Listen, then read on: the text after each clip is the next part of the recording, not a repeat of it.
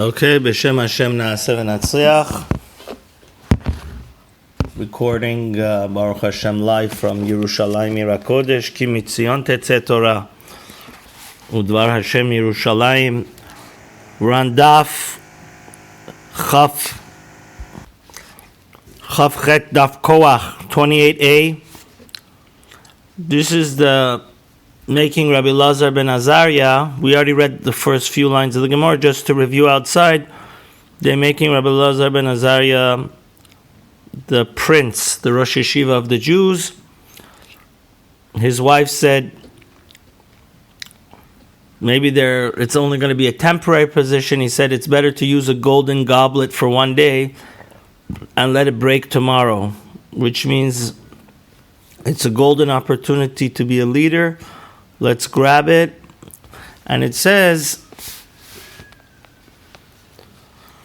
that day he had a miracle happen and 18 lines of white hair came on his beard.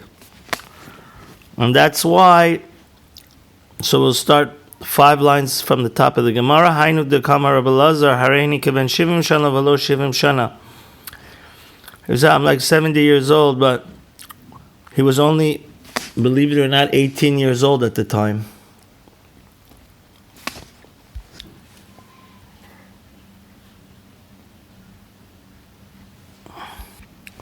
So that means essentially he was much younger, but he looked like 70 years old because people need to respect people. The natural tendency of people is to respect people that have white beards. So moving right along in the Gemara, Tana oto hayom sal kul shomar petach v'natna laim reshut letalmid leikanes. That day they removed the security guard in front of the yeshiva and they let everybody come in. Why? Shaya Rabban Gamliel machriz ve'omer kol talmid she'en tocho kvaro lo yikanes lebet hamikdash. Rabban Gamliel was a very strict person. He said any Torah scholar which his inside isn't like his outside, he's not authentic, he shouldn't attend the yeshiva. We don't want any fakers. But Rabbi Lazar ben Azariah had a more liberal view. He said everybody's welcome to join the yeshiva. And he said, Hahu Yoma itastvu kamasavsali. That day, many rows of benches were added to the yeshiva. Amar Rabbi Yochanan Pligi ba Abba Yosef Bardusi Rabban Chad Amar Estavse 400 Savsali v'Chad Amar 700 Savsali. It's a machloket whether 400 or 700 benches were added to the yeshiva, to the study hall, which means thousands of more students were able to enter because they didn't feel intimidated.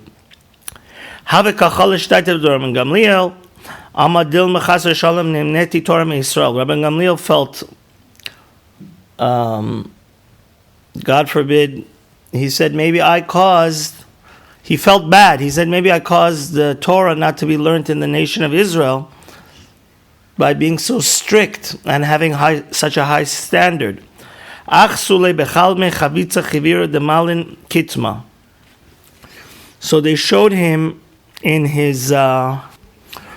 showed him in the dream white jugs, white jars filled with white ash. So they were telling him, like Rashi says, that these students were just bench warmers. They weren't really valuable assets to the yeshiva. But the Gemara says, Velohi, hahule tuvedaita huda atyale. Achsule. He says, really, that's not true. Because if we learn in Pirkei Avot, it says, He'emidu talmidim harbe. A yeshiva shouldn't be like, we shouldn't set up the Jewish study system like a Harvard.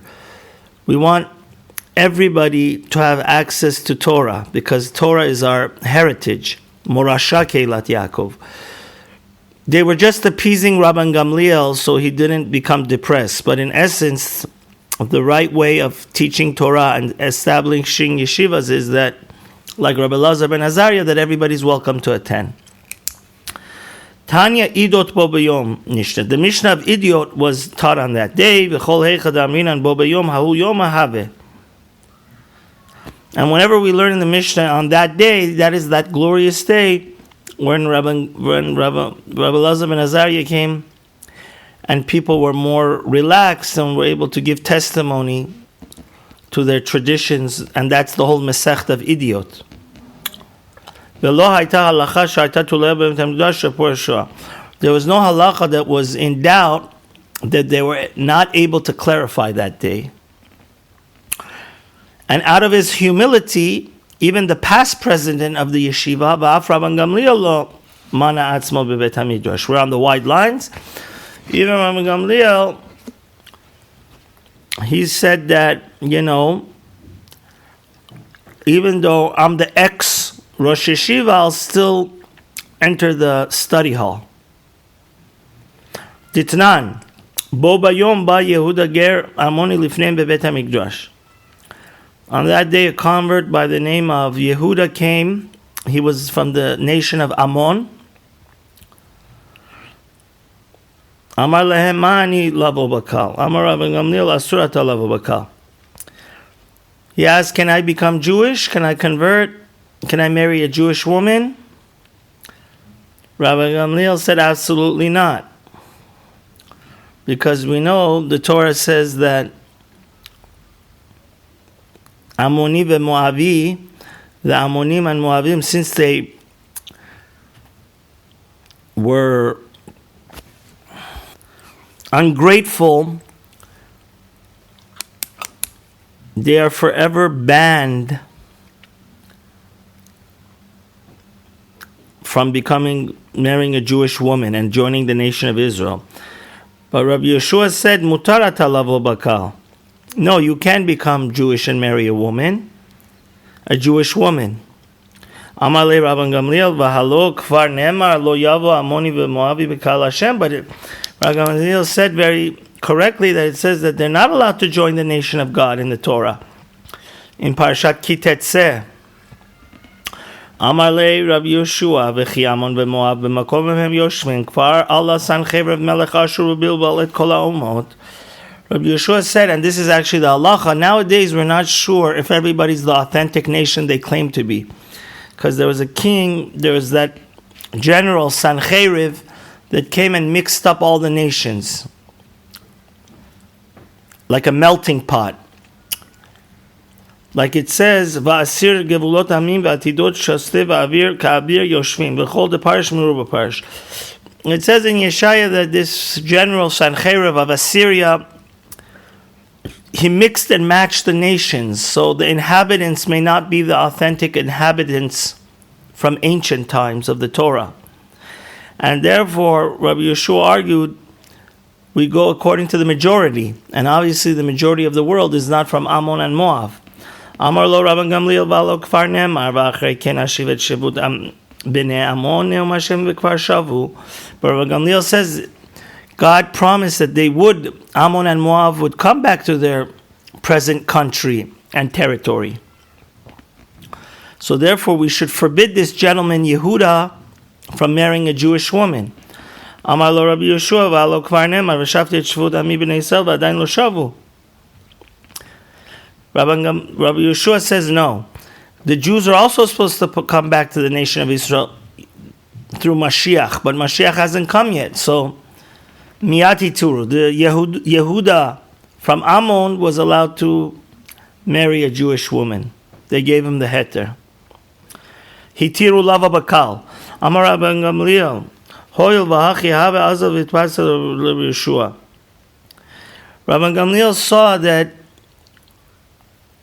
he was mistaken for abusing Rabbi Yeshua. He said, let me go appease him and make peace with him. When he came to his house, he saw the walls of his house were black.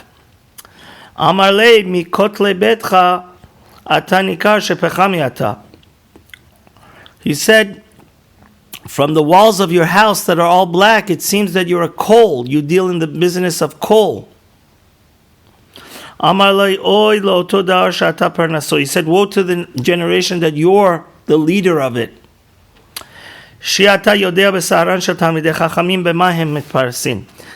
that you don't support the Torah scholars and know that they have to go to such meager and lowly jobs to support themselves. And how they satiate themselves. He says, you were right. Please forgive me for being so tough on you. Lo ishkach. Rabbi Yeshua did not want to forgive him. So then he said, Aseh bishvil kavod Abba. He said, I'm the descendant of King David and Chizkiah and Hillel, and my father was also the president of the yeshiva, the Rosh Yeshiva. Please forgive me in honor of my father. Pious. He became appeased and forgave him. Amru, my nazel v'leima leila rabbanan. Who's going to inform the rabbis that Rabbi Yeshua and Rabbi Gamliel have made up?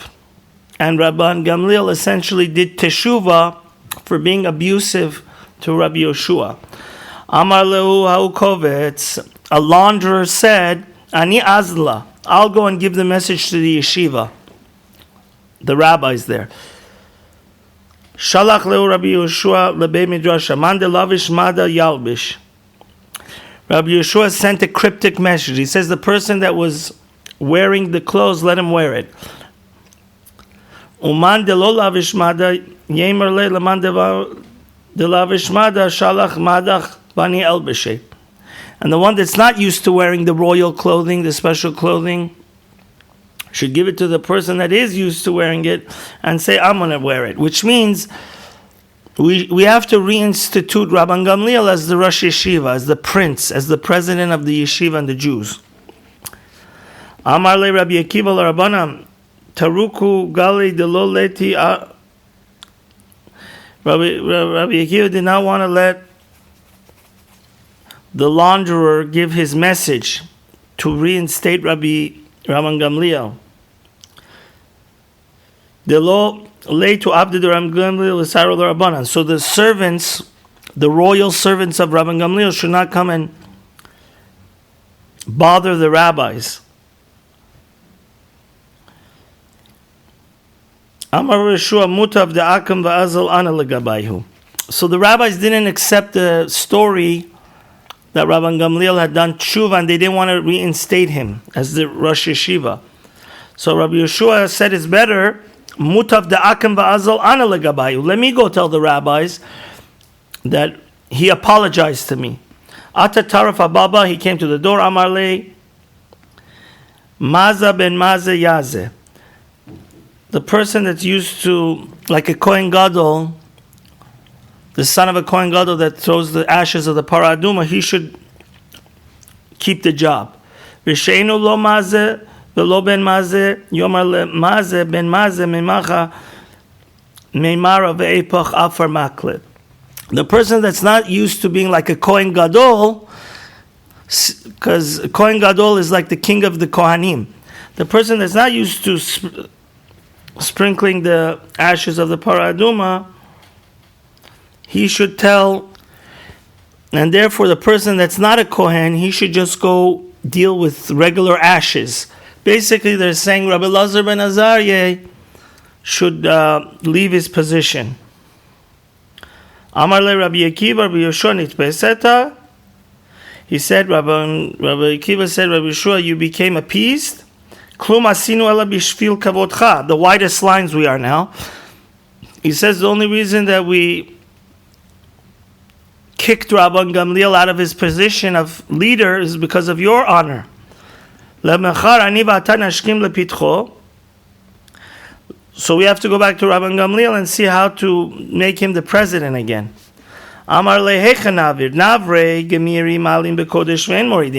If we want to go to Rabbi Lazar and tell him, you're not the Rosh Yeshiva anymore, but that's not fair. In Judaism, we only go higher and higher in prestige. We never go down in holiness. Nidrosh marcha de shabta v'marcha de shabta ate lekune lekanuye. If we give 1 week for Rabban Gamliel to be Rosh Yeshiva, 1 week to Rabbi Lazar ben Azariah, they're going to get into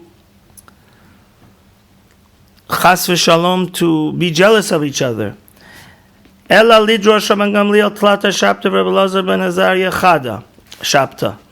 Actually, Rabban Gamliel was reinstituted 3 weeks. He would say the lecture, and 1 week Rabbi Elazar ben Azariah would say the lecture and act like the Rosh Yeshiva to all the rabbis. V'hainu da'amar mar Shabbat shel mi hayta. Shabbat Elazar hayta v'ota Talmud Rav Shimon bar Yochai. That's why in the Gemara sometimes the rabbis ask each other, who was the Rosh Yeshiva and who gave the sermon that week, the lecture. And that student, by the way, that caused this whole fight was Rabbi Shimon bar Yochai. Whether he was asking whether Arvit is mandatory or obligatory. Veshel Musafin kol hayom. We were allowed to pray Musaf the whole day. Amar Rabbi Yochanan v'nikra posheya. Actually, halachically, it's better to pray Musaf before the 7th hour of the day. If you pray Musaf after the 7th hour of the day, which would approximately be 1 o'clock, you're considered negligent. Tanu Rabbanan, hayu lefanav. So this is actually the halacha. We try to bring out the halacha that's why it's not good for shuls to start their minyan too late. Because there's another halachic problem that people also are going to get hungry. You're not allowed to eat before Kiddush. That's why, and also there's another problem when they miss the Zman of Shema Yisrael. So a minyan that is earlier is always more recommended, which is the first halacha in Shulchan Aruch, that we should get up like a lion.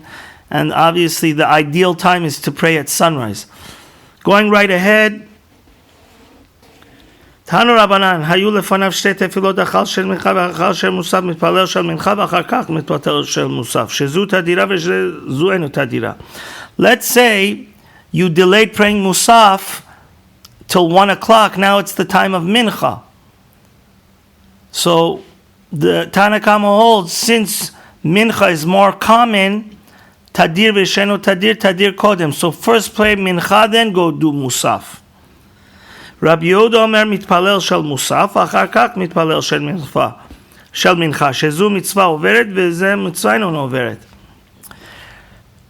Rabbi Yehuda says no. Since he holds you're not allowed to pray musaf after 1 o'clock, the 7th hour of the day, he says no. You have to do musaf first, then do mincha, because their times overlap. Amar Rabbi Yochanan alacha mitpalel shel mincha v'achar kach mitpalel shel musaf. Rabbi Yochanan says you first pray mincha, then you pray musaf. So the halacha in Shulchan Aruch is actually like that you should pray mincha, but the Shulchan Aruch brings that the minhag is not like that, especially in the shul, because then people are going to get confused. And that's why if you look at Tosfot, he says it's always better on Yom Kippur to pray earlier to not get into this problem. But obviously the minhag, very clearly the custom is that obviously in shul we don't do such a thing, and any day of the year, especially the high holidays, we would always do musaf then, mincha, because it's just going to confuse the people. So Gemara says, Rabbi Zera ki avechalash migirsa ave'azav v'yatav aputcha de Rabbi Natan bar Tuvi. When Rabbi Zera was tired and he couldn't learn Torah, he would go sit by the yeshiva of Rabbi Natan. Amar ki chalfi rabbanan az eikom mikadmayu v'akapekebel agra denafak. He said, at least I could stand up in front of the rabbis and get rewarded for that, to show kavod HaTorah, which means honor to the Torah, even if I can't learn Torah. Ata Rabbi Natan bar Tuvi amar leiman amar halacha be'midrash. Rabbi Natan came and he said, who said the halacha in the yeshiva? Amar lehacha, Amar Rabbi Yochanan, en halacha k'Rabbi Yehuda. The Amar mitpalel adam shel musach v'achar shel mincha. He said, the halacha is not like Rabbi Yehuda that we pray musaf, then mincha. Amar le Rabbi Yochanan Amra, Amar le in. Rabbi Yochanan said that? He said yes. Tana minei arba'in zibnin. He reviewed it 40 times. So he would never forget it. Amar le chada hilach, I chada hilach, Amar le chada hili. Mishum de mesafcha b'Yeshua ben Levi. He said, why do you review this 40 times? Is this the only thing you learned from Rabbi Yochanan? He said, no. This is not the only thing we know from Rabbi Yochanan, but he said, I thought Rabbi Yeshua ben Levi had said the halacha. Now that you said it in the name of Rabbi Yochanan, that's why I reviewed it 40 times. Amar Rabbi Yeshua ben Levi, kol hamitpalel tefillah shel musafin la'achar sheva shaot l'Rabbi Yehuda alav hakatuv omer, gonim imod asafti mimcha havu. So he says, if you pray musaf late after 7 hours, about you, the pasuk says that you were. Rashi says, "Mimoed machmat she'eviru moadei tefillot v'chagim hayu nogim v'sofim v'kalim." God forbid, the reason why the Bet HaMikdash was destroyed and the Jews went to exile is because they didn't bring the offerings in the temple on time.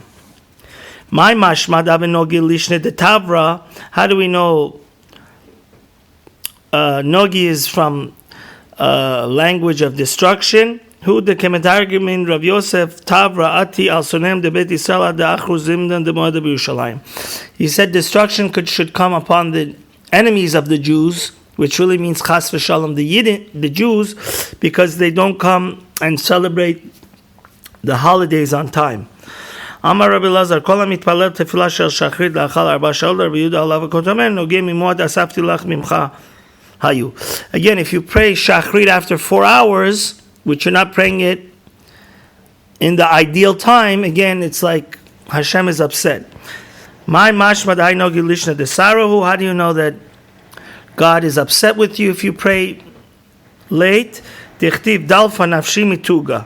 In Tehillim, King David says that my soul became weak from the problems. Rav Nachman Yitzchak Amar mihacha betulcha nogod v'hi marla. It's a bitter thing. Okay, next stuff we go ahead.